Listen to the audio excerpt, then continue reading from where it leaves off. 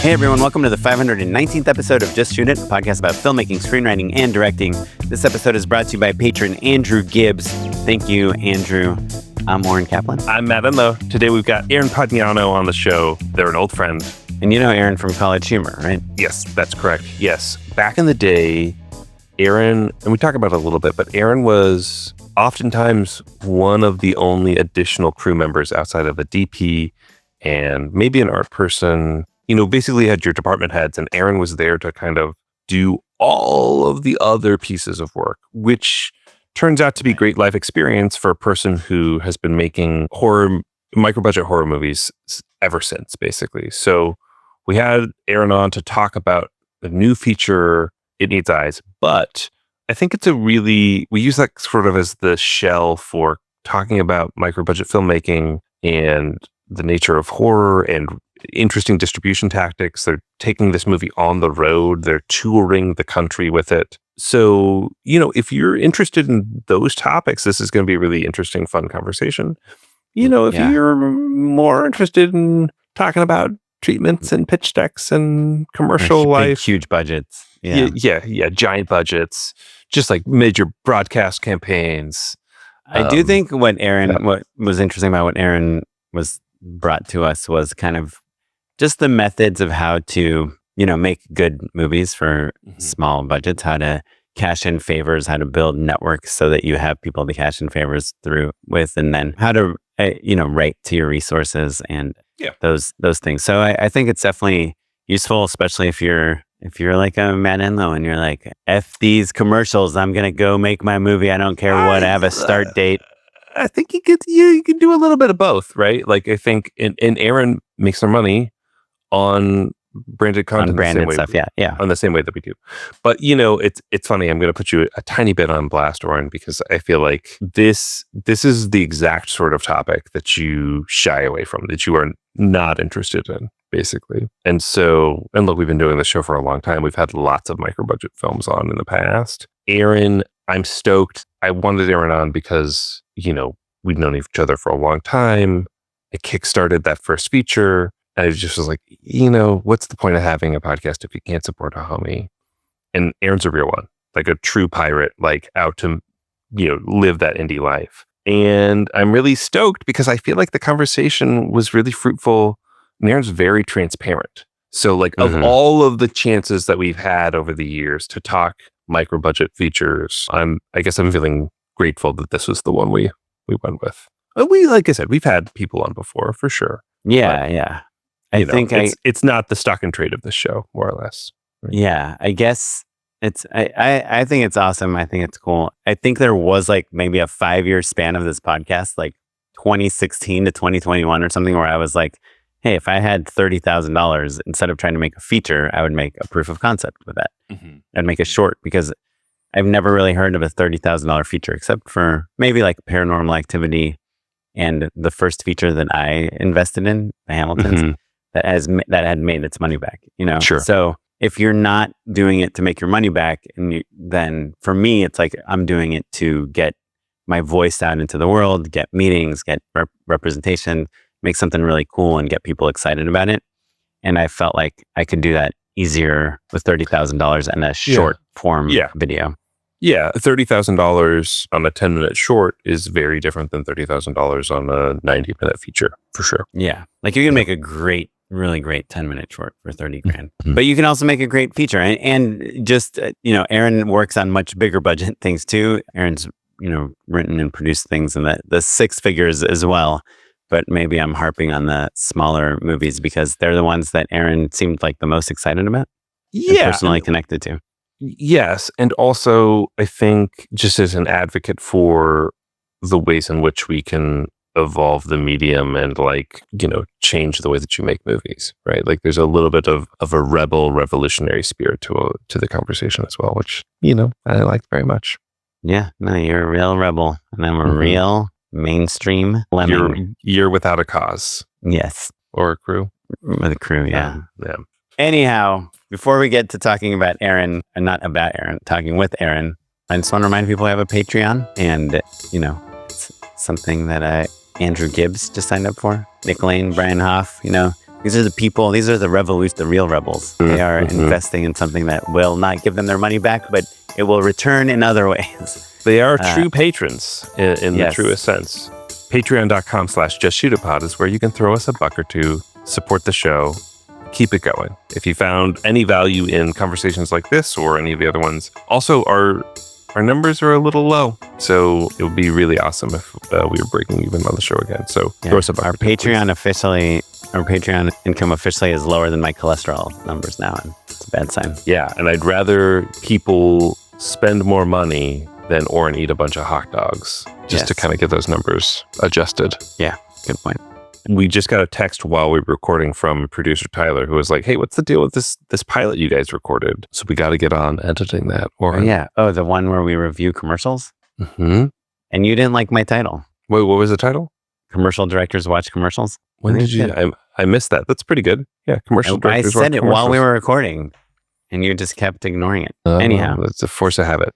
Sometimes you just got to call your movie Cowboys and Aliens instead of Zathura. Have you seen that interview where Jon Favreau was like, the reason Zathura didn't do well, it's because of the name. Oh, that's funny. And and then they made Cowboys and Aliens, and he's like, this is going to do good because we're telling people exactly what it is.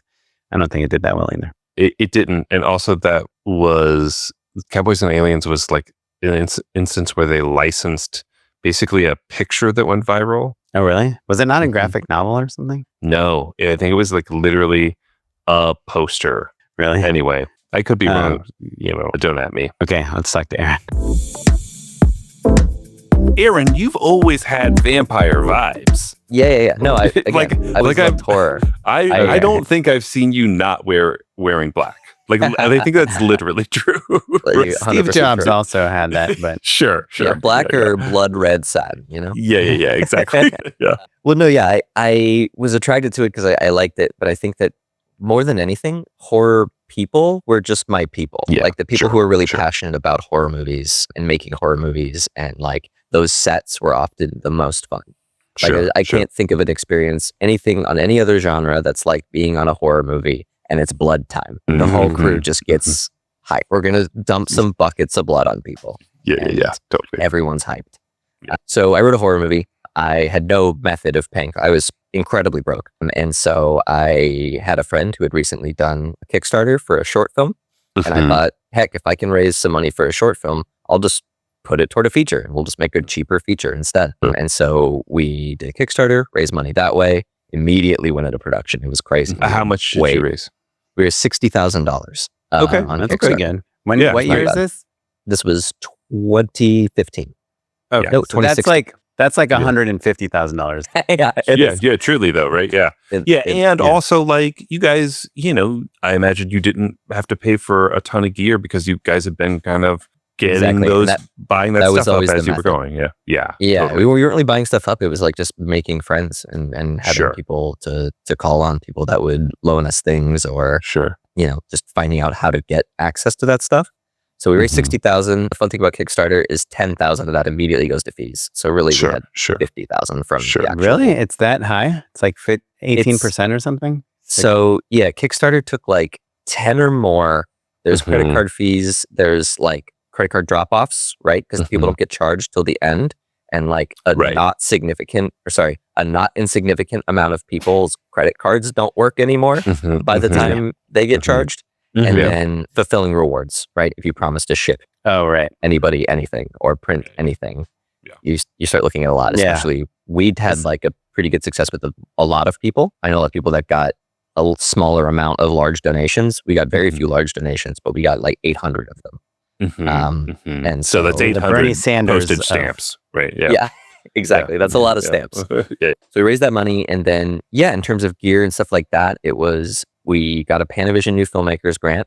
Awesome. So we got a camera for free, and then live. Actually, I imagine the people who are listening to this episode would love to know about that grant, actually. And I don't think we've ever talked about it, and I've never won it. I feel like I've applied a couple times. So interesting. Kudos, Aaron. I assume they're still doing it, but Panavision has this ongoing program, and I don't know what the limitations are on like how many of them they give out or anything, but it's like a rolling basis. You can apply to Panavision with a pitch, an idea. It's not really about the idea so much as it is about pitching that you are capable It's typically a first-time filmmaker grant. I'm pretty sure you can't have made a film before, or at least you can't have made anything that like was successful or widely distributed. Sure. You must be a failure. You must be a potential. Right. It's more about proving potential my mom than it is called me. about the idea itself. But yeah, they award a certain number of filmmakers, like basically a full camera package. There's limitations on, what gear you can and cannot get out of that. I would set your sights on, an anamorphic lens set and all that kind of stuff, but they will provide everything that you need. And what was fun with our film is that they promised one camera, but we got them really excited because we wanted to shoot some of the movie on film. And some of them digital. There's flashbacks in the movie. And we wanted to shoot all the flashbacks 16 millimeter. But we ended up getting 35 millimeter, I think, which is even cooler. Oh, yeah. Wow.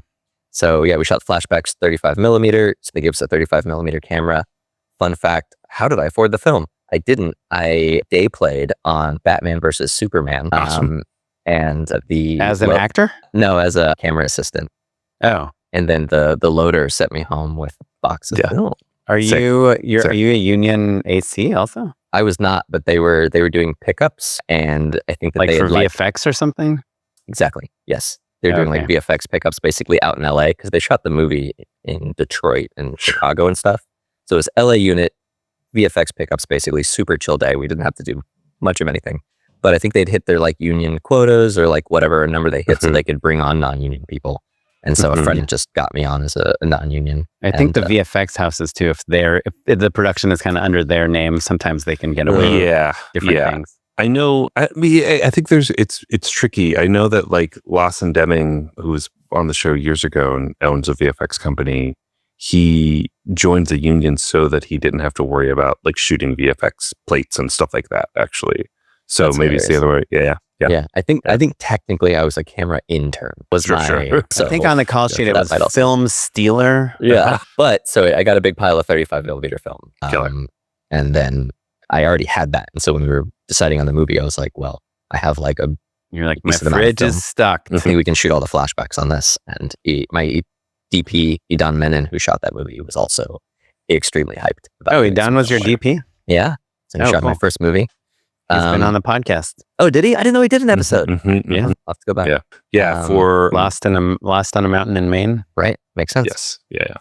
Okay. Nice. So pretty recently. Yeah. That's amazing. So yeah, we went and shot in Florida, and then we borrowed lighting gear from my film school in Tallahassee. Awesome. So yeah, that's how we cobbled together a lot of free stuff. Sure. Cost a lot. We crewed a lot of friends out of Florida, other people we flew out.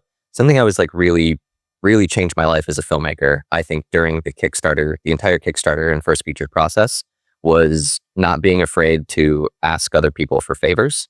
Sure. And just the number of people that said, yes, let's do it. I'll make it work. Knowing that I either had done favors for them in the past or would be 100% good for another favor in the future. Right? Like, it's like we brought our crew out there and payment was all over the place depending on who they were and how close I was with them. Right. But, some people like Idan and a few other crew members all piled into an Airbnb with, not enough beds. And just did that whole thing to like did the indie movie thing.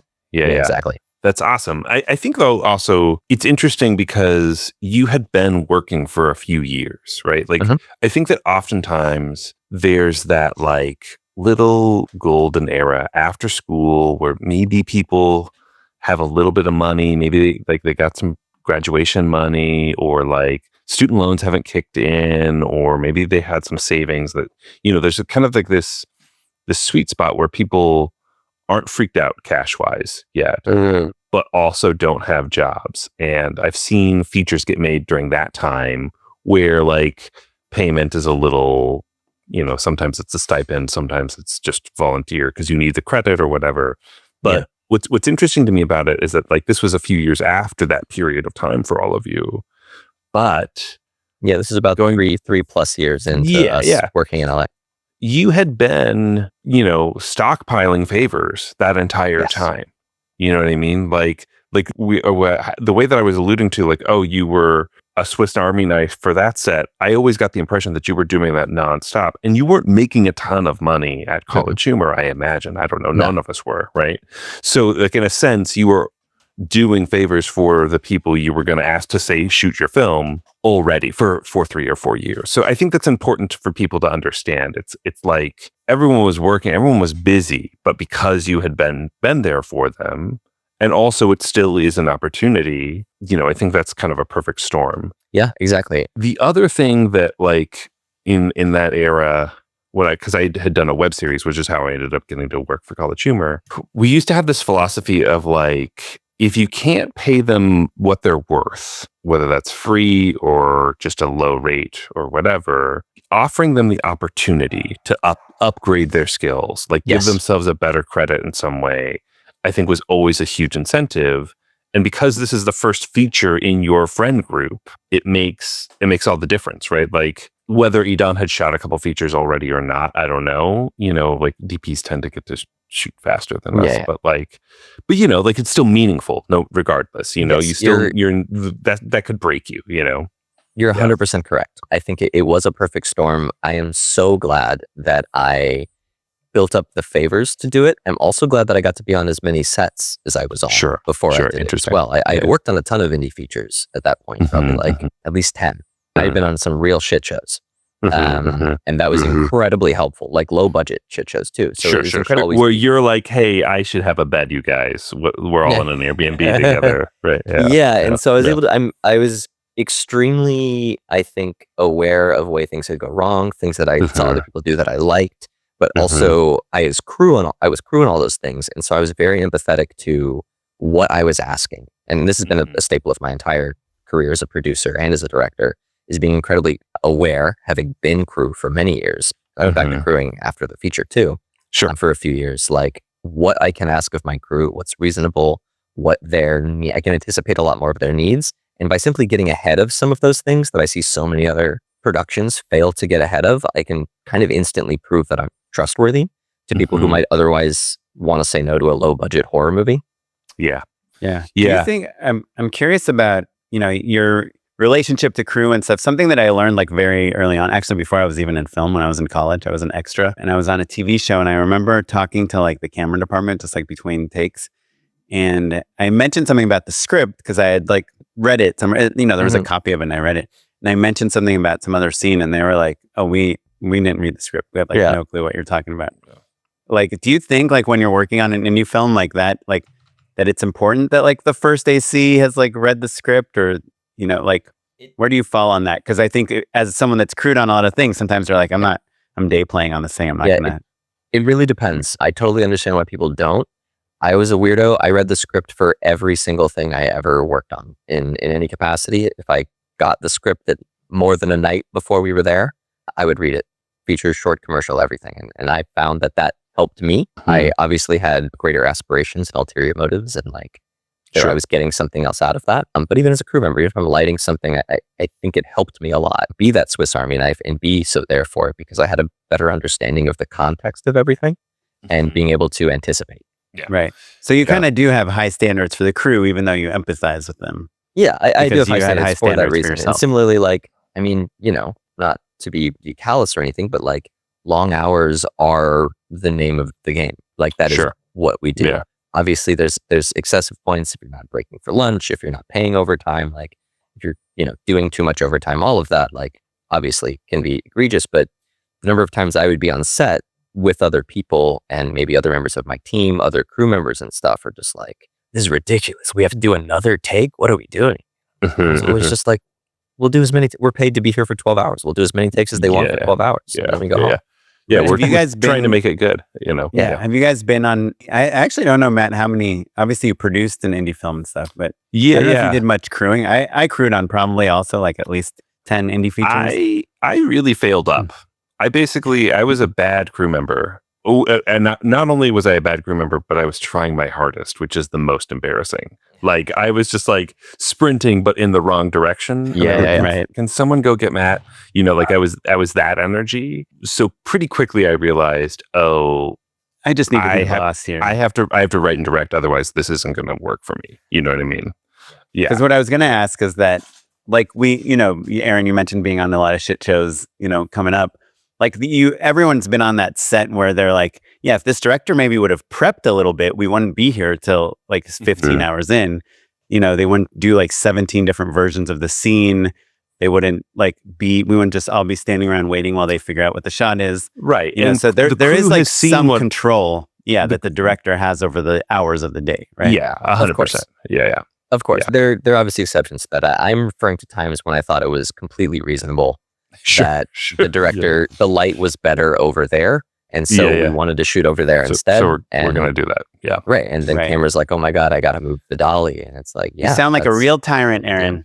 Well, I think with the word that you use that I think I want to highlight is trustworthy, right? Because to your point, filmmaking is hard and it's labor intensive and the hours are long. But there's a big difference between asking someone to do something because you are trustworthy, because you know that it's going to you have a good sense that it's going to make things better and that you were keeping an eye out on everyone's best interests and not abusing them, even though the work is hard, versus being ignorant or naive or just oblivious to how hard things can be, right? Yeah, I think it's going to be hard, but that's the point I was ultimately trying to land at, is that to Oren's question that I had been there. I know what I'm asking, and that sometimes it will be hard. I'm not going to pretend that it's not hard. But I also I want the crew to trust me, that because I've been there, I know what I'm asking them to do, and I'm only going to do that if I think it's worth it. Right. And that has always typically worked out for me. So from there, I directed that feature. And then, just to give it a little more context, that feature is called Sunset on the River Styx. That's correct. I think one kind of interesting thing about it, I think you owe me a T-shirt, Aaron. No, I'm teasing. Did not promise Kickstarter. You're too smart hilarious. To do that. Yeah. Well, you had it for I've had this conversation years later a couple times. If anyone is thinking about kickstarting or crowdfunding in general, T-shirts are a bad idea. Bad idea. Don't do them. Bad idea. They're multiple sizes and they're very expensive to ship and they're expensive to print in the first place, So like the margins are crappy, blah, blah, blah, blah. Yeah. Sign a postcard, mail that to them. That's a postage stamp. Digital rewards? Sure. Yeah. 100%. What I was going to say is one way that you can tell that, you got a lot of favors is the IMDb listing. If you look at the cast, you listed literally every single party goer that was in the movie. Like maybe 100 people have been at a party goer. And you're like, we can't pay you, but we're going to get you on IMDb. And IMDb credit. We did have like 100 party goers, and we told everybody if they stayed all the way to wrap, we would raffle off an iPad. Oh, that's smart. And we did. Somebody, and it was like an old iPad. Someone went home with a brand new iPad, but that cost significantly less than paying 100 extras. Did you buy the iPad, or did like somebody win an iPad at a raffle or something like that? Ooh, I'm not. My producer came up with that one. Okay, Travis. That was a Travis Campbell. So I'm not sure where he got that. And honestly, I don't want to know. Sure. But like sometimes it's like, oh, it's a wrap gift or something. Sometimes people end up with stuff that like they don't want. So that's funny. Anyway, yeah. So back on track. So you made this first movie. I assume it did like some festivals, et cetera, et cetera. Talk to us about distributing it, actually. Let's fast forward to there, because I imagine there's some lessons with that first feature, right? Absolutely. So, fun fact, our festival premiere for Sunset on the River Styx was scheduled to be March 20th of 2020. And so we not a notable at all time. We were at CineQuest in San Jose, premiere the first of 4 screenings. I'm on my way to CineQuest the day after tomorrow. Actually, nice. It's a great festival. That's awesome. Very exciting. Yeah, and it is my nemesis. Your nemesis? Festival. Oh, wait. It's actually, dude, I don't know if you knew this, Matt, but it's the very first film festival I ever played with CineQuest.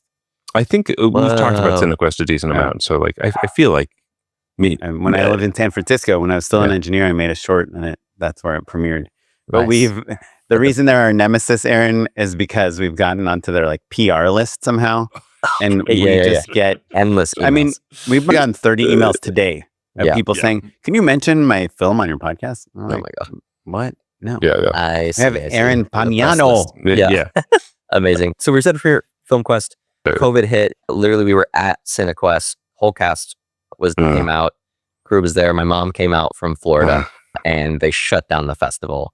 You were already out there. Yeah. San Jose. They shut down the festival for the day of our screening. Fortunately, they said we're going to finish out the day. So our screening did happen, but under the warning that nobody should do it. Yeah. We're going to no one breathe.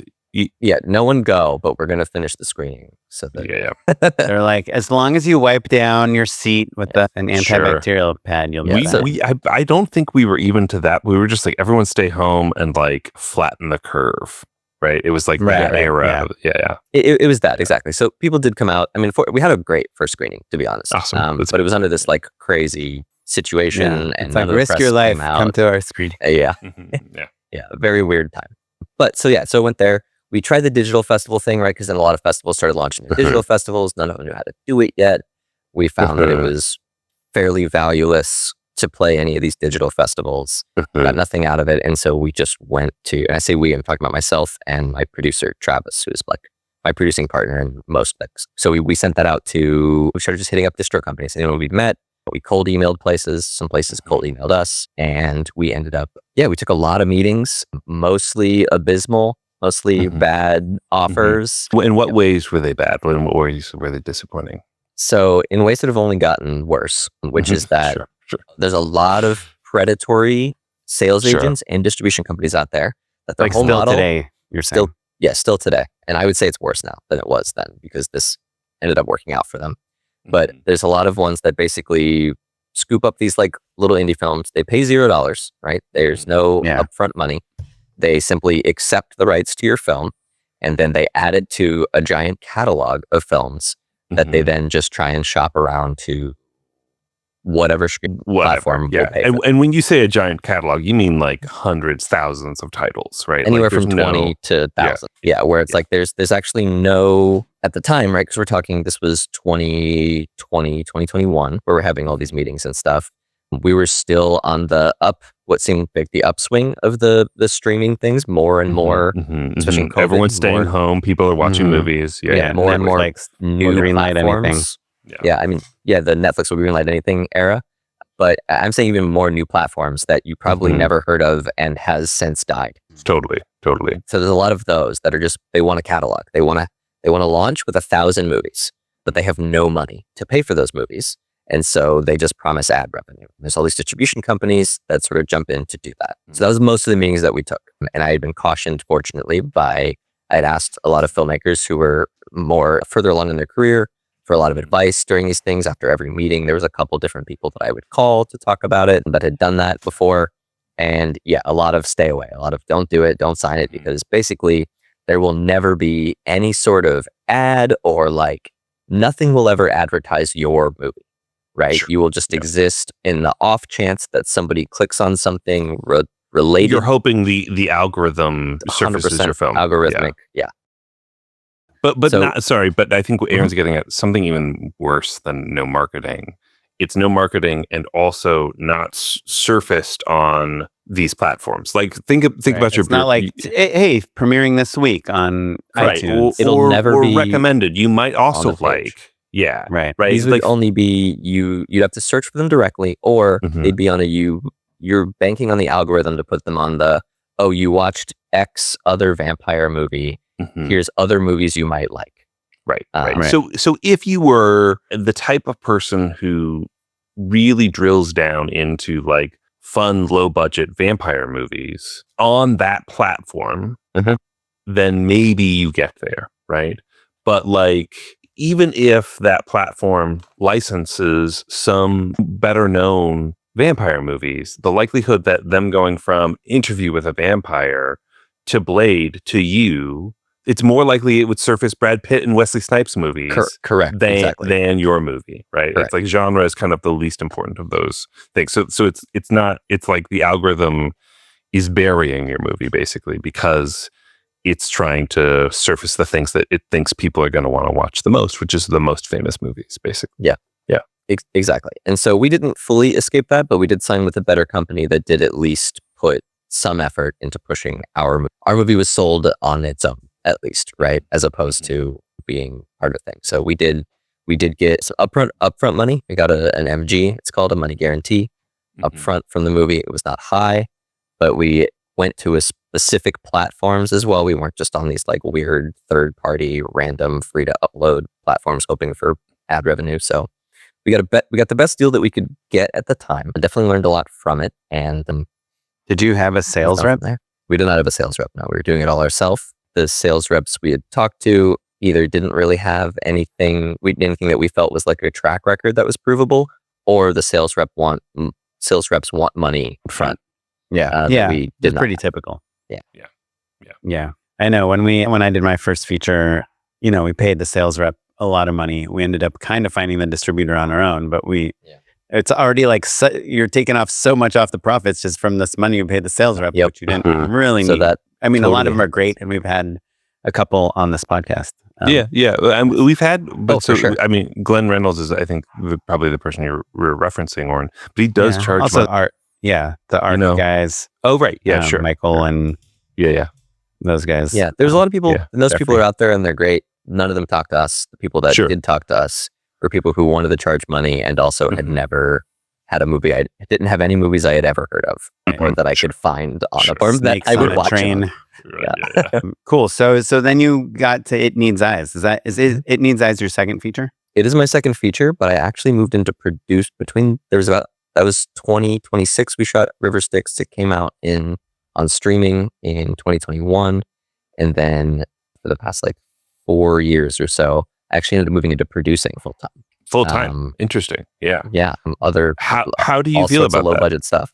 Yeah. Are you happy you're producing, or do you wish you were directing? Yeah. No, I love it. I love producing. I want to direct more than I want to produce, but if I'm producing for people that I believe in and whose projects that I like and things that people I love working with, it's an absolute joy. Awesome. I think producing is kind of cool if you can get things made, Yeah.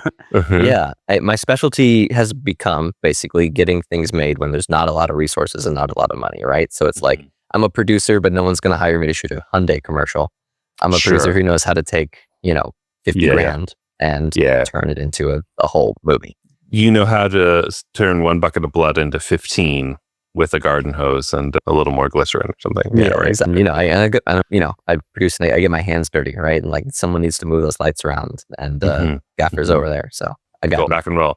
Yeah. I'm curious about the models, because I think when we were emailing back and forth, you alluded to, kind of some of the different ways that you're getting these movies financed. Because basically, Aaron, there's a percentage of our audience who is like, Aaron's doing the thing I want to do. I love horror movies. I want to just make horror movies with my friends, and I don't care what it costs. But how can you afford to keep doing it? Basically, is the big question. So walk us through kind of post first distribution, how you've managed to stay on this flywheel and what that looks like.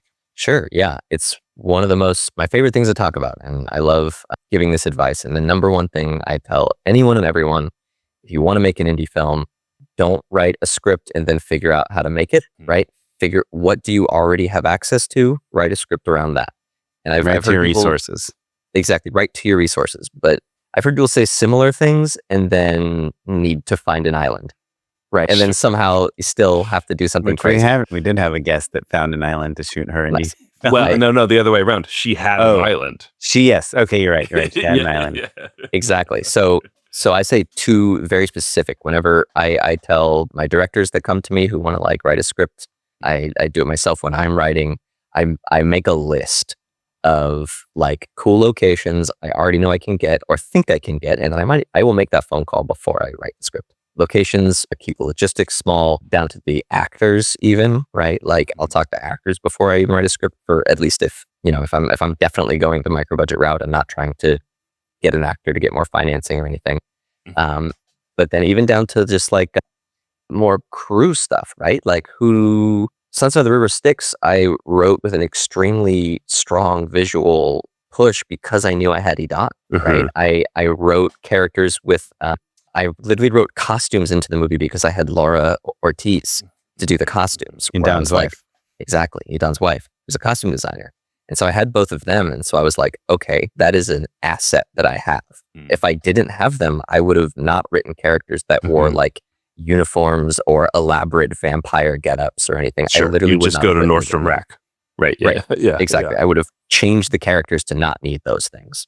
That's smart. I wonder if you ever would be like, oh, there's this actor, they're like a friend of a friend, and I think they're kind of gettable. Like I should just write a role for like a leading role for them and kind of. I'm in the process of that currently. Yes, absolutely. And those are people that I've met, through crewing and stuff as well, and being able to produce things with some names that I now have like Superman and amount of access to. Yeah.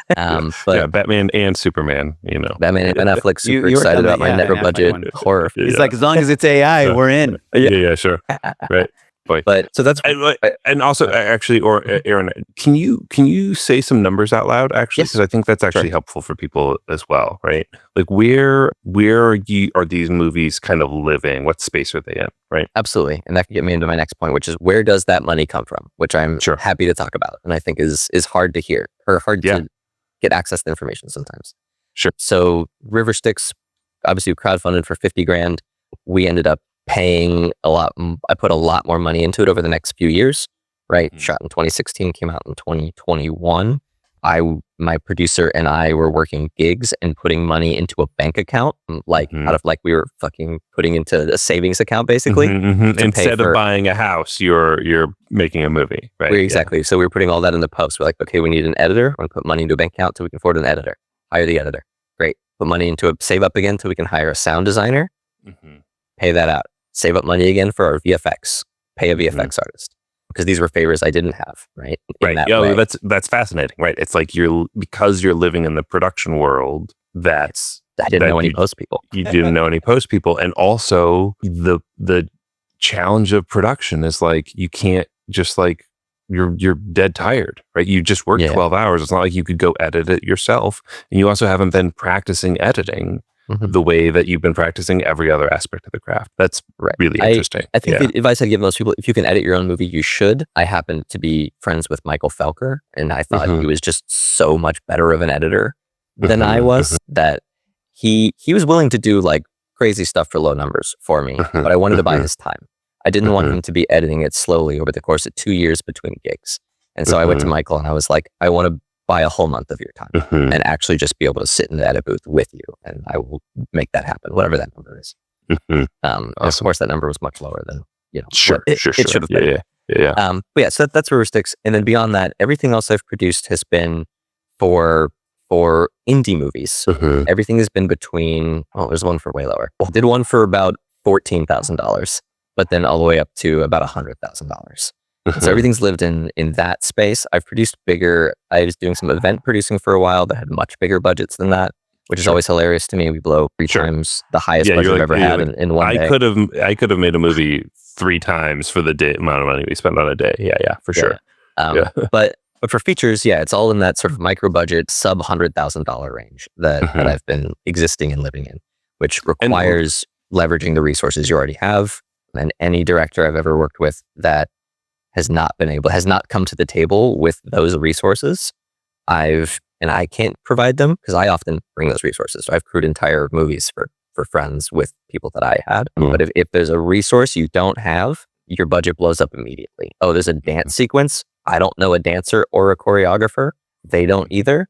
Well, that's going to be an insane amount of our budget is going to now go to this thing we don't have as a favor. Yeah. And you also need it to be good, right? Right. And you need it to be good. And so it's all about, it is obvious old advice. I'm not going to harp on this, but it's got to be focused on character. It has to have some sort of clear hook, in my opinion, of what it is that you're making and trying to say. But where that money comes from, right? And I think this has become, it's shocking to me sometimes how many indie films that you've heard of with known indie directors that I know you guys probably know and stuff that are still self-financed, right? From either the success of their previous films, successful directors who have had films do well and they make money off of it. And then they're still paying for their next film themselves out of that money. The other way that I've gotten things, so sometimes it comes just from the director, from the writer. The director will just come to me, we'll budget it out, and they'll be like, okay, I have 80 grand or whatever. I'm just going to pay for it. The other place it comes from is private investment, which is a growing thing I've seen from a lot of indie filmmakers. Friend of a friend's uncle or something like that, right? This is the rich dentist model, basically. Exactly. It's and if you know any dentists, everyone's talking about the dentist. I don't know any dentists, so I'm not working with dentists. Sure. But yeah, it's the rich dentist model. It is getting someone who you're tangentially related to, who A, thinks it would be cool to be a credited executive producer on a movie. That's an essential component. But the other thing is needs to take a big loss for the year because of the amount of money that they've made. And they need to invest money into something that takes a loss so they don't get taxed on it. And then a feature film is 100% of the time a loss in the year that you pay for it. Right. And so we've been able to successfully pitch that a couple of times for a couple other horror movies. I once met a producer whose entire model was, hey, we're going to make a very expensive movie that will not make money. So you rich people who need to take a loss can just funnel their money directly into these movies without worrying about it, right? I've heard that. It's crazy. Our model has been, my model, the people I've worked with that we've been successfully doing this with, has been they need to take a loss now, but they do want that money to come back to them. Sure. There's no advantage. There's no advantage of just losing money. Yeah, totally. But there is an advantage of investing it in a film instead of in the IRS, right? Right. Yep, exactly. And so, let's see, I did a movie for 90, did one for 80, did one for 60, and then I did one for 15. And that was both the hardest and one of the most fun movies I've ever been a part of. Yeah. So at 15, obviously, like basically you're that's burrito money, right? Like that's just like I literally, That's making a movie for free and going over budget by $15,000. And this is a movie you produced, you didn't direct. Yeah. Correct. I produced and shot it and did a lot of other stuff and lit it. And our crew was 3 people for that one, which was fun. Do you find, like, I'm curious as a DP, because I used to shoot things, when I first moved to LA and I owned some lights and I feel like I understand the concept of lighting, but I don't think I've like stayed up to date. Like when I started, we used like airy kits and Kino flows and things. And now it's like just totally different. I don't even know the names of the lights. It's all panels and tubes. It's like cream, vortex cream, whatever. Cream Yeah. I'm like, what is like, even quasars, they call me an old man if I like use that. I say quasar and they roll their eyes. Yeah. So, and it's like aperture, isn't that for prosumers? And they're like, no, it's like the best light. So how do you, like as a DP, how are you kind of staying up to date on like how to shoot and light things? Or does that not really change over the years? That's a great question. I mean, sometimes you're using airy kits and jokers. So the $15,000 one, we had an airy kit, one Joker 800 and one light mat. And we lit the entire film with those 3 lights. I feel like anytime someone says Joker in this context, there should be a sound cue, and there's a sound cue in my brain of just like, I go back in time. Like it's just like such a. I love that light with the gem ball, and all those. It was the best. It's like an HMI, that was like you could take on an airplane, and you wouldn't blow a circuit.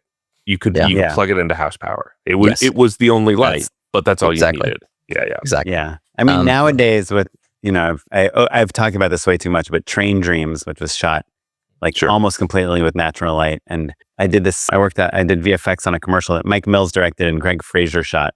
Cool. And they used like 2 light tubes and everything else was practical lights. And it was all nighttime stuff too. Oh man, like a Christmas scene. And you're like, I guess it's being you can do it. For me, it's always like if I'm DPing something now, which I do shoot occasionally, it's about what do I have access to and making the most out of that. There might be some specific asks that I like, demand, but honestly, I've been a producer on everything that I've DP'd as well. And sure. I'm a conflict of my own interest. Yeah. If I want a bigger light, so it's like, what do we have access to? How do I make the most out of that? And then, leveraging natural light and practical light as much as possible and making that the style of the film, right? You find yourself in a hole if you want to make a style of film that you cannot afford the gear for. Right. And then the next part of it is back to what you said. I still, to this day, I have friends now that own rental houses. Sure. Or like have Mr. Coyote. I still know people that have like an insane amounts of gear and rent them out all the time. I'm able to call on them because I hired them and I got them all of their work. Right. When they first That's the other thing is like you do have to be a connector and be a sharer. You have to be like, hey, this person would be perfect for this. Like making sure that you're putting other people's names out there is part of it. Aaron, can I ask a hard question that we can cut out if you don't want to answer it? Sure, yeah. But hearing these numbers, hearing $15,000, $80,000, $60,000, $100,000, and knowing how much of that needs to go onto screen in order for them to be good, and knowing how committed you are to making a good movie, are you making a living doing this? Where does your life come from? You know what I mean? That's a great question. So I make very little money from indie features as a producer. I make my money producing events and music videos and things like that in between those things. I've been producing a lot of branded social media nonsense. Sure. Yeah. The stuff that, Yeah. It's all of our bread gets buttered the same way, it sounds like. Exactly. But it is funny because when when you talk about commercial and you're like, oh, they've only got $100,000, it's just a different scale of budgets. No, 100%. I do, when possible, we try and budget so that crew, including myself, gets paid on movies, but it's rent money, right? You're not making money, you're surviving on it for the most part. But what I love about it essentially is I feel like what I'm doing essentially is giving a lot of other directors the opportunity to do what I was able to do, essentially, right? I've done a lot of directors like first movies or help people do their first music videos and stuff. And then because I was doing that, I was able to start booking more things that could pay for my life while I then go on hiatus every so often to go shoot like just a fun movie with a bunch of cool people. Yeah. You're like, what's his name? Boxcar Bertha, like a Roger Corman, the Roger Corman of today. Maybe that's funny. My distributor for It Needs Eyes, he wants to be the Roger Corman of today. He's okay. Does he say that? Yeah. He actively says good, cool. Good. Yeah. Well, so about It Needs Eyes, your latest movie, I did notice that you have a co-director on it, and you also are the cinematographer on it. Yes. So how does that affect like directing actors and like kind of the specifics of the filmmaking part, like the on-set part? Yeah. So It Needs Eyes was basically an opportunity that came to us from our distributor, Insurgents. We were pitching some other stuff, trying to get more money for another feature that we would attach cast and all this stuff to. But Insurgents was specifically doing micro-budget movies. They had a budget cap. They were like, we want to make a movie up to this amount and no more. Can you say that number out loud or no? I'll say it, yeah. $30,000. Okay, awesome. So, less than, it's less than half of what I made my first feature for. Sure. And so we just wrote. And the premise, you wrote this movie too? Because I see the premise is kind of based on like screens and So I went to my co-director Zach. We'd been writing together. We'd written and pitched some cartoon shows to like Cartoon Network and Nickelodeon and stuff. And we just had we have a great synergy together. And I was like, I have this opportunity to do a very tiny movie. Will you come on and do it with me? There's no one I trust creatively more than you. And I think that he logistically fills in holes that I don't, that I lack, right? And so we're gonna make this for no money. We're gonna have to be able to do it ourselves. There has to be basically, in case nobody shows up to set except us because we can't pay them, what can both of us do? He's really talented with like art direction and set design and that kind of stuff. And I'm more talented with camera and lighting and those things.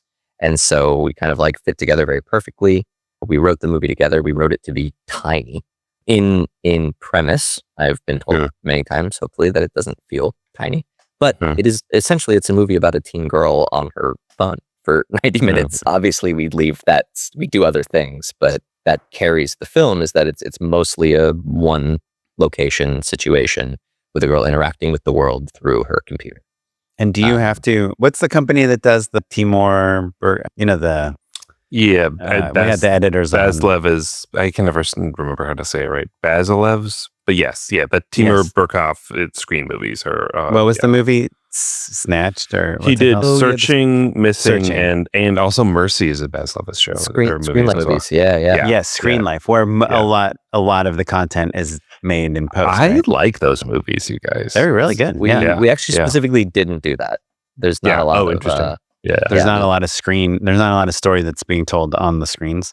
No, not really. There's story being told on the screens, but not with the I feel like what defines the Screen Life in some ways is that your main characters are on a lot of like Zoom calls and FaceTime calls and things like that. We're actively not doing that. we watch. Because that is actually kind of expensive.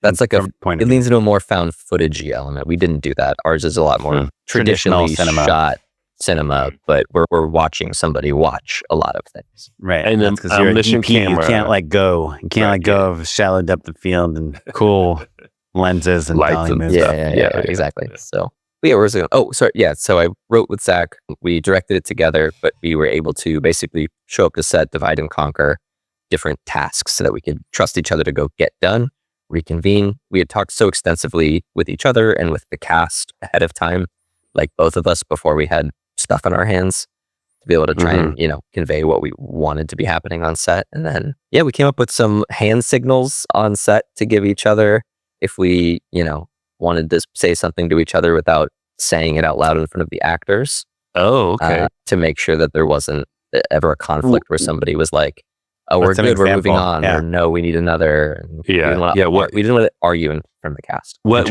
were the hand signals? I'm curious. It was super basic, but it was basically like the way I was holding the camera usually. Like he because I was always holding the camera, he was typically the like walk up to the actors and give them notes and stuff. Sure. Right. And so he'd confer with me, but I didn't want us to have to like confer and talk and then go back between every single take. And so I just had like a series of like... You would hold up one finger, two finger, or your thumb out? Yeah, great. Like exactly. Based on if you loved it? Like it's basically. Yeah, was it a score basically? Like 1 to 5?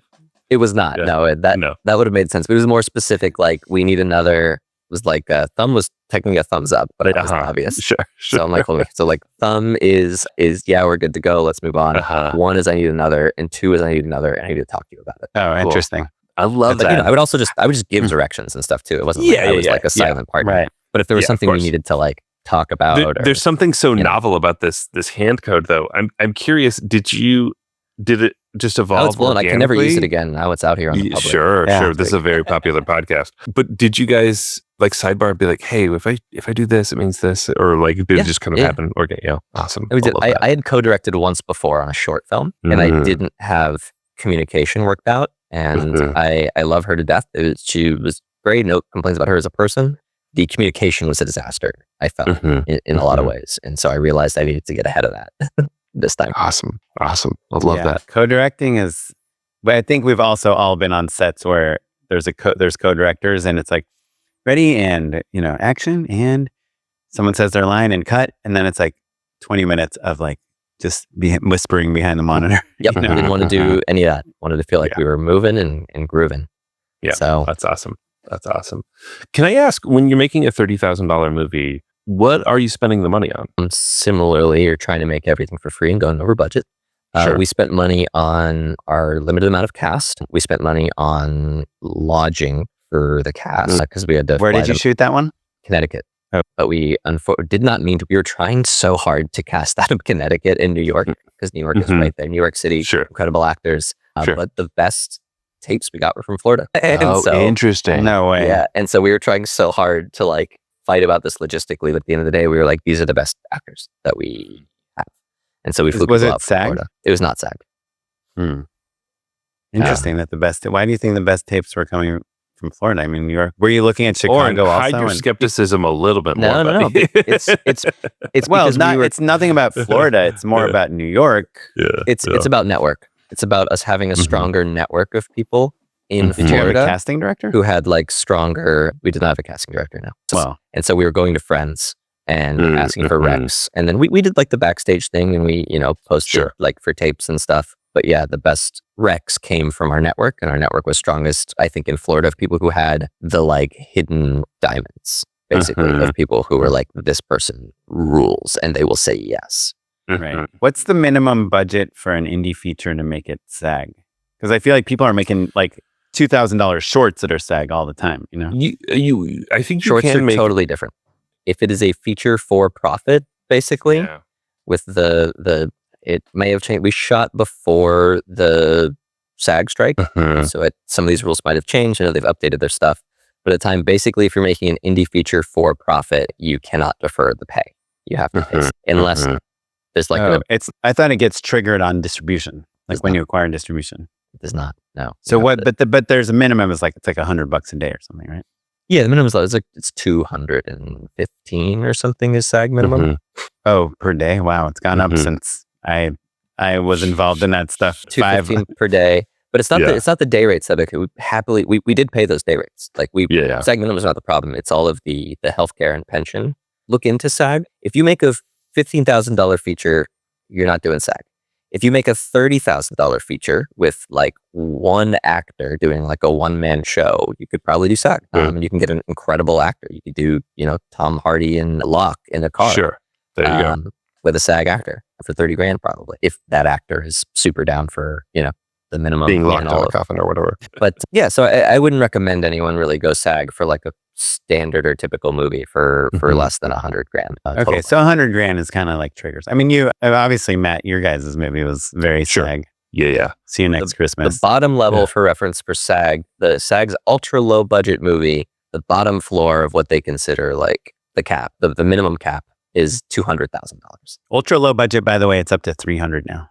Oh, that increased. Yeah. So besides actors, you were saying lodging, right? So flying people out, right? Some money on actors, on lodging, and then, gosh, honestly, what did we? That's most of it, probably, right? That's probably most of it. Yeah. Food. Sure. Yeah. Honestly, just like feeding people like real food every day adds up quite a lot, and then post some VFX, sound design, those kinds of things. There's the extremely time intensive stuff.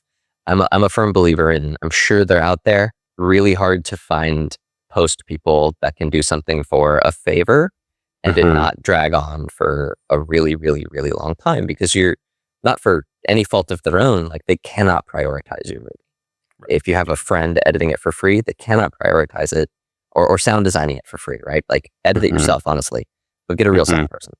And any sound person who says they can do it for free or for extremely cheap, my experience 100% of the time has been it's going to take 9 months for your rough. Sure. And so if you don't want that, you do have to pay them something. Yeah. And I think it's better. I think it's not just like, oh, you have to. It's like, it's much better for everybody involved. Everybody will like each other better and you'll get your sound design done. Well, and I think the hard thing is like there's a large number of crew positions where exposure doesn't help. Right? Like a director directing a movie for free, there's still a very clear upside. Same for writers, same for producers to a certain extent, and cinematographers. But like the people who are less visible, the people who aren't at the Q&A holding microphones. Yeah. What else is it? It's not just for the love of the game, right? That they're doing this work. That's true. Yeah, they don't get to reap a lot of the rewards and benefits and stuff. And other things we spend money on, like incidental stuff, like tape. Yeah. I mean, it's not tape and blood, right? But tape and blood, and then all these little things that stack up, and staples and paper and copies. And, that ends up being a few thousands. Hard drives. Yes. Hard drives are so expensive now, you guys. We did. Or even just giving people rides and stuff, probably. Like, we'll just send someone in an Uber. Literally, Ubers to the hotel and back, gas. It's like all those little things that are like not part of the filmmaking, because we did all that for free. Gear was free. Right. Camera was free again. All of that was free, but it was all these like little extra things. AA batteries for the sound kit. The worst. Yeah, $40,000 in AA batteries. There you go. So how can people watch the movie now? Great question. So we partnered with our distributor, Insurgents, who is a self-proclaimed leading the indie revolt. They're trying a lot of interesting and cool stuff that I'm pretty excited about in the indie space. We are doing a road show.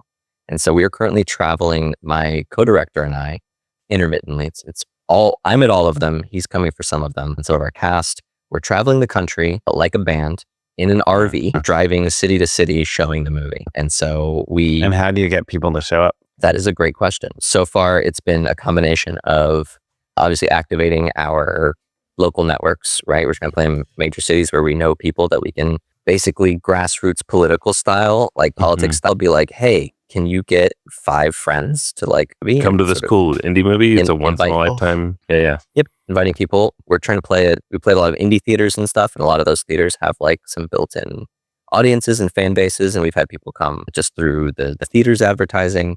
And then the last one, we're trying a lot of different stuff. We're trying to dial into local like Facebook groups or film clubs, film groups, horror fans, club groups. That's been a helpful one.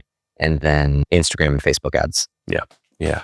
Fascinating. I always fantasize about a new model and the roadshow being part of it. Obviously, like, Hundreds of Beavers is like the textbook. Yep. Right. For listeners who don't know, that was a movie that's VFX driven, but like essentially made by 3 or 4 people, right?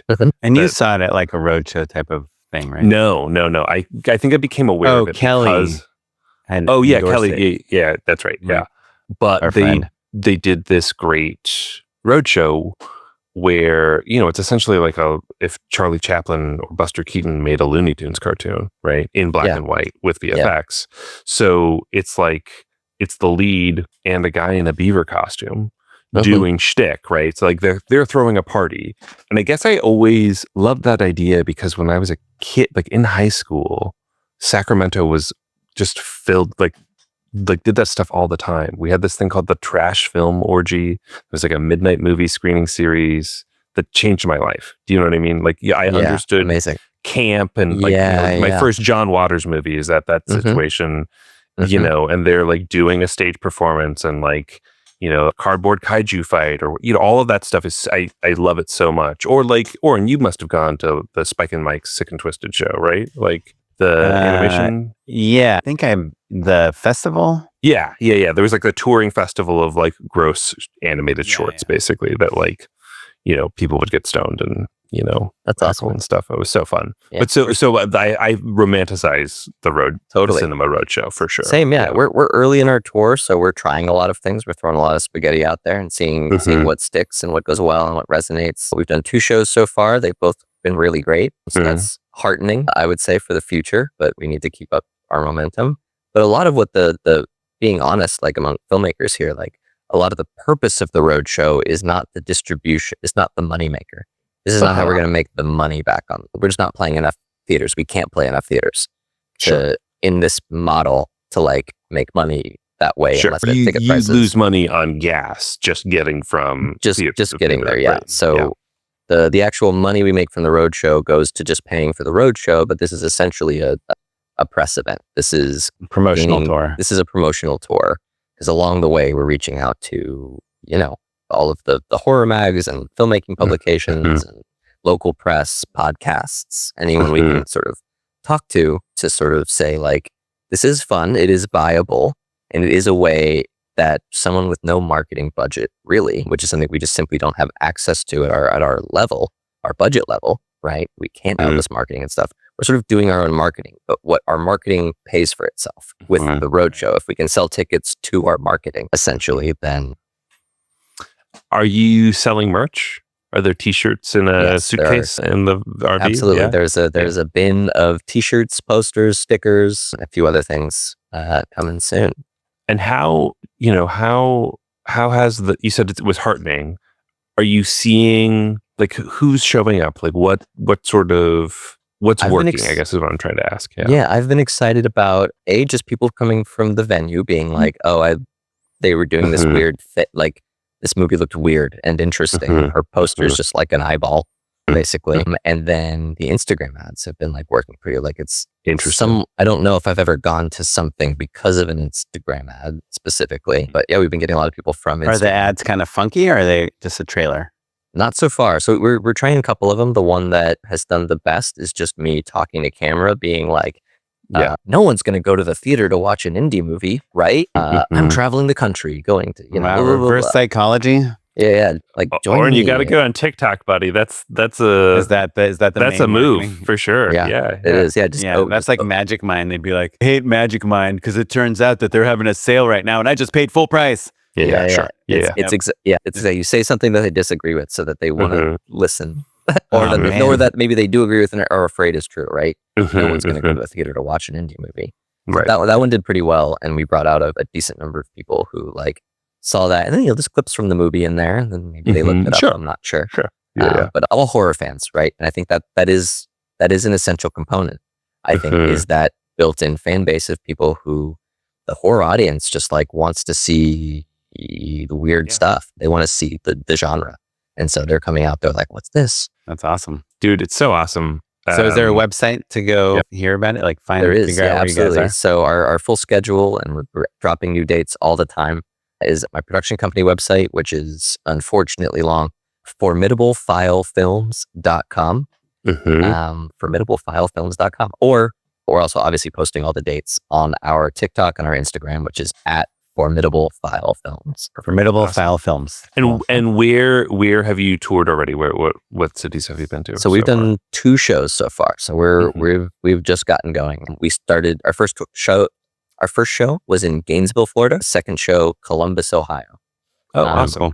Hard to drive. I flew to Columbus because it was not on. You got to book a couple dates in between, I think. Exactly, yeah. But I'm going to fly back to where I came from now, and we're locking in dates for the Atlanta, Nashville. We have next weekend, not this weekend, like following weekend is North Carolina.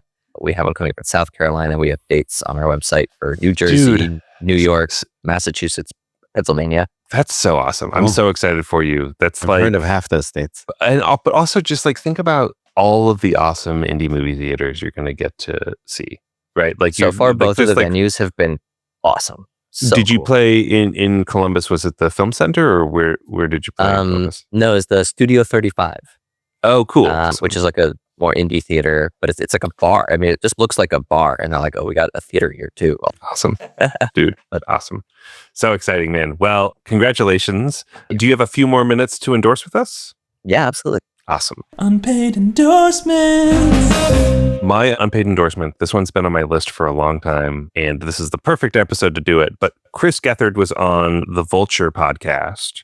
I don't know if you guys saw clips of this. Gethard kind of, he's a stand-up comic and an improv comedian. He had like a crazy DIY public access show on New York public access for like many years and was like on Broad City and The Office and stuff. Anyway, now he's middle-aged and has a kid, and he's always been pretty radical, but has like been radicalized basically. He had to like go get a job, right? And he's kind of been talking about the nature of DIY and punk rock ethics as they relate to comedy, and the fact that there's not really a middle class comedy economy anymore. He made a joke that like he had to apologize for later, I think, but that like Dropout is really awesome. It's kind of the only game in town, and he doesn't think that your ability to survive in comedy is predicated on your knowledge of Magic the Gathering. Right. Like there should be more options like there used to be when we were all starting out. Right. And so it's a really great conversation. He makes a lot of really cogent points about just where comedy is and the nature of DIY showbiz and how insidious and problematic he thinks it is. Yeah. So if you want to like tune in, if you care about alt comedy, if you care about DIY ethics or indie film or indie comedy, you want to get activated. This Chris Gethard Vulture Good One episode is really great. It's pretty awesome. Aaron, what you got? It's amazing. I have a pretty weird one. I hope it's okay. I don't know what the parameters are. No, rock and roll. I was recently in southern Colorado, and there is a very sizable alligator rescue in the mountains at about 9,000 feet above sea level. Awesome. Called if you're driving through Colorado, South Colorado, and you see billboards that say Colorado Gators or Gators in Colorado ? You have to turn. You just have to go there. They have 300 rescue alligators and a bunch of other wildlife. Obviously, they sell the gators because it's the weirdest thing that's there. Huge amount of like interesting, like strange wildlife, especially up in the mountains. There's a natural hot spring up there, and so the water is like very warm all year round. It's apparently perfect for the alligators. It started, this is why I loved it and why I was so glad I went, because I walked in and obviously the first question I said is, why are these here? What's going on? Mm-hmm. It started as I believe it was tilapia farm, like a fishery, because of the temperature of the water. This guy back in the 50s was raising tilapia, but he was ending up with all these like, you don't sell the bones or the head or anything. You think about all these fish bones and fish heads is becoming like so hard to dispose of them that one of his friends said, well, if you get an alligator up in here, like they'll eat anything. And this guy took that seriously, apparently, and imported from Florida several alligators just to eat his fish waste. And then over time, he got male and female because he didn't think about it. Those alligators started breeding, and then other people started coming to him being like, oh, I heard you have alligators. I have a pet alligator that's gotten way bigger than I thought it was going to. I don't know what to do with it. He was like, all right, bring me your alligator. And then it just became a thing, and people, they rescue alligators now. Yeah. And where do you keep them? Like, do you have like a swamp in the backyard? It's a river, basically, that bubbles up out of a hot, or a stream, I guess, that comes out of a hot spring nearby. And so are you asking about when people have pet alligators? Is that when you have no, I'm saying when you have a reserve or whatever, like this alligator park. Yeah. You just have fences that keep the alligators in? And they have fences. Yes, they keep the alligators in. Wow, crazy. Real Florida thing. Yeah. It's real Florida. My Florida heart was overjoyed to see my in Colorado. So representing Florida? I did grow up in Florida, yeah. Cool. The swampy part. So with the gators. Sure, you know the gators. Yeah. Did you go to school on one of those like air hovercrafts? What are they called? Fan boats. Fan boat. Yeah, I did not. My school was surrounded by cows mostly. Oh, cool. I like cows. Same actually. Yeah. Kaplan, what you got? Cool. Well, I'm just gonna first. I think the episode we did with Carlin that just came out is where I talked about this popcorn popper that I had bought but not used yet. Correct. I used it tonight. And Awesome. Highly recommended. I almost texted you today about it. Awesome. Yeah, it's for $10. You know, making popcorn, there's always this thing, because everyone's microwaves are different strengths, where they say once the pops of the kernels, it's the 5 seconds between each pop, then you have to stop. Yep. But it's something that's really hard to figure out when be focused. Yeah. So I'm like there with my son. I'm like, okay, pop 1, 2, pop 1, 2, what, pop 1, pop, and he's just like counting all these numbers. I'm like, how do you even do this? But so I think the first batch I did was like maybe a little burnt, but now I figured out my microwave 2 minutes 20 seconds is perfect for a quarter cup. Interesting. Do you have opinions? I feel like Matt knows way more about popping corn than I do. No. I was gonna say my sweet spot on my microwave is 2 minutes 11 seconds, and it's nice to have that dialed in. But that's with like a bag of like Pop Secret or whatever. You gotta have the exact the right brand. Yeah. So I'm curious. Aaron, as backstory, Oren and I were sent a variety pack of premium, a formidable amount of popcorn. Yeah, amazing. Like probably like honestly like a couple years worth of popcorn if you like go hard on it. Yeah. But they're all different kernel sizes. So I can imagine that like dialing in each pop. It's gonna be tricky. Yeah. It's funny. Growing up, my stepdad was like really lazy. So like the only microwave times we would ever do would be like 222, 333, 4. But now I do that. What worked the best for that popcorn? Well, now as an adult, I'm like, I guess I could do 211, but that feels like sacrilege. Yeah, you're just like, God, I have to move my disrespecting my finger a little bit. Yeah. The other thing, and this totally doesn't count because it's another thing that Matt just endorsed, but I was just like watching the Hamnet dances today and just like just tears streaming down my eyes. Oh, and I was like, I need to take some photos of myself to record what I look like when I'm moved emotionally, so I can show actors that are not doing a good job at it. I honestly got emotional talking about it last night on the show. I was like, I got teary-eyed. It was crazy. I was like, oh, that's amazing. I don't know. Yeah, it's pretty cool. Yeah. Also, I'm just that like move me like that. Yeah. Right. Yeah. We're watching the Pitt, and the first season we watched like all at once, and we binged it. The second season, it just comes out every Thursday. It's like 24 episodes or however many. And I was like, there's no way we could watch this show. And I'm sure you guys know the premise is like every episode is 1 hour of the day. Yeah, it's 24, but in a hospital. Yeah. Brilliant. I was like, there's no way this will be interesting because like every story's, they have like 20 stories going on, but it's so good. The episode last night, we're recording this March 11th, was just very moving. Anyhow, I heard the showrunner, The Town, and he mentioned that all of the background all know, because they have to be there the whole time, right? It's like if it's one day, the lady who checks in to like, get a piece of glass removed from her hand or whatever is there for the entire season. Yeah. Or if you're there for 2.5 hours because you sneezed wrong, right? You're going to be on 3 episodes. You're going to be on 3 episodes. So all the AD team plans out so that the actors know what their ailment is. What time do they go to lunch? Does their character go to lunch in the day of the pit? So like everything's mapped out, and it just that's so romantic to me.